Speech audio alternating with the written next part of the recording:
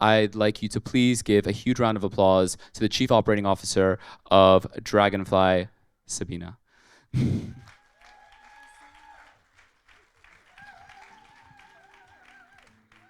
Thank you so much. Are you all feeling inspired by these talks? Anybody? I am as well. And to be honest, actually, Phuket was my home 10 years ago. And so running into my former colleagues and meeting so many familiar faces just really make me feel so at home, like instantly at home. And so thank you. I actually wanted to thank you, Bill and Paul and Sumi, for being such a great host. And I saw the tagline, it's like elevating connections, inspiring wellness. You've done a great job. And so thank you so much for having me on stage.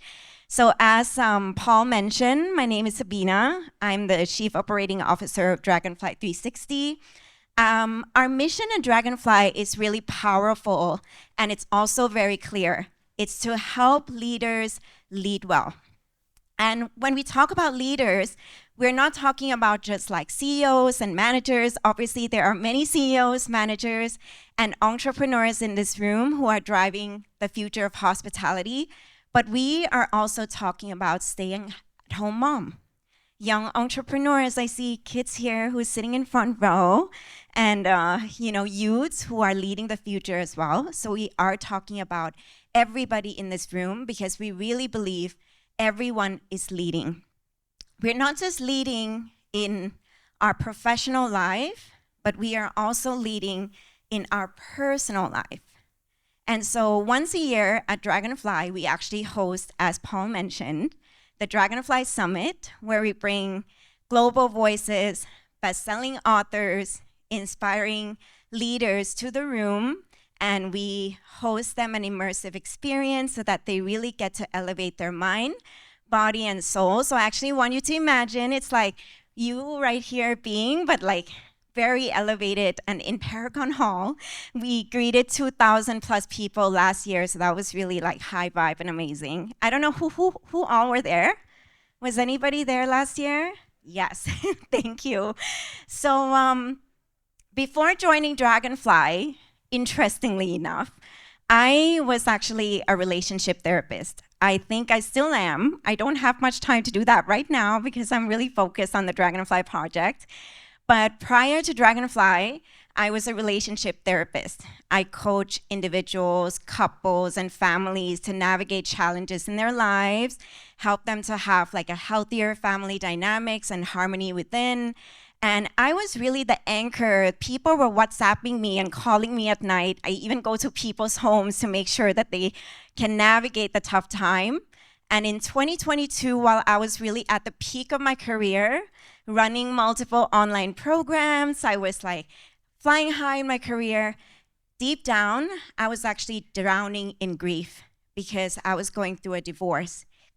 And then some days I couldn't wake up in the morning. I couldn't sleep at night.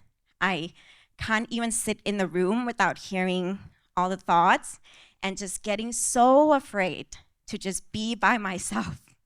So I decided to do what I do best, which is to heal. And so I was like marching and like finding tools and trying to figure out what I needed to do to heal. So I decided to start with acupuncture. Anybody tried that in this room as well? I love acupuncture. It's one of the best things. And if you haven't tried it, I highly recommend that. So I went to my favorite acupuncturist in Bangkok, and he touched my pulse, and he's like, Sabina, you're actually having like all the symptoms that you have been describing. You're actually having the symptoms of anxiety and panic attack. And I looked at him and I said, that's impossible. It's impossible because I meditate, I coach people. I know I'm going through a really tough time right now, but I cannot, like simply, I really cannot be having a panic attack. And so that's when I realized I was having anxiety and panic attack, and I was going through all of these things, and I was really trying so hard to get better at the pace I thought that I should. And I'm sure that all of you can relate when you're trying to bounce back and trying to be positive because you have to. And driving home that day, I realized that leading well does not only happen when life is going well. It actually happens when life brings you down on your knees.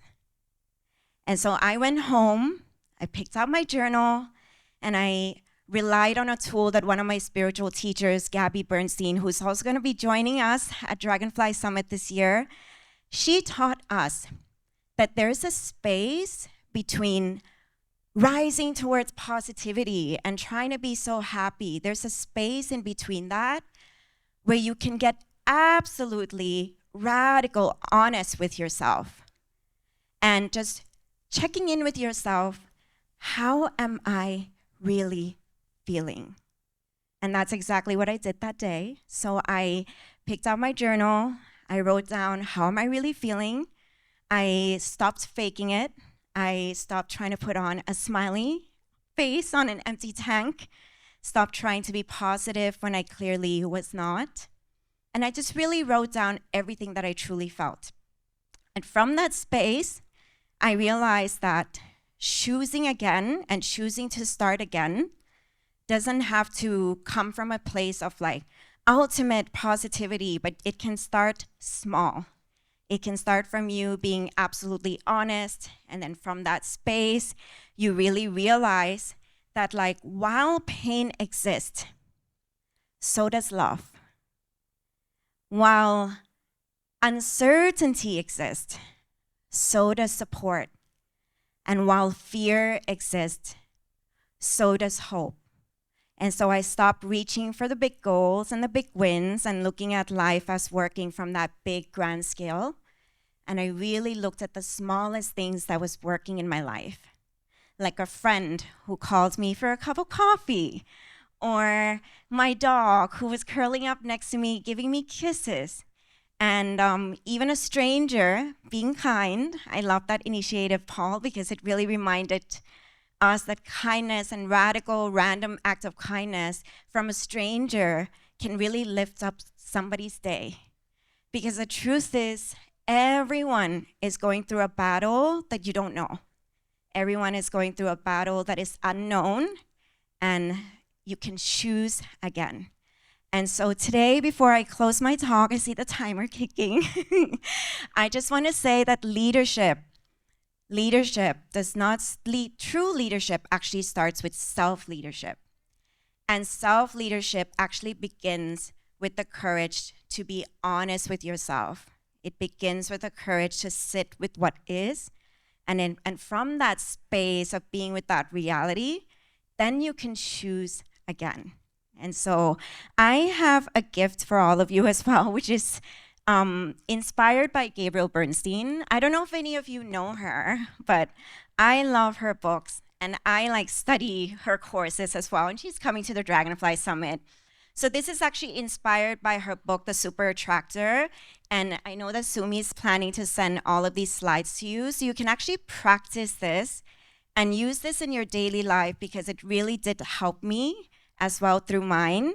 And if you need a chat today, you want to have a conversation with me, please do come by our Dragonfly booth. And I would love to answer any questions that you might have. And I just want you to know that you can begin again. I know that all of us here are going through our own journey. And I just want you to remember that you don't have to put a fake smile on an empty tank, and that you can choose again by looking at something so small, so insignificant. It's not a big bonus. It's not, a first class ticket somewhere. It's not like, oh my God, I just got married and I have a baby. But it's in the insignificant moment of a Monday afternoon where somebody is just kind to you and just giving you a smile. And there is something in your life right now that is working. Thank you.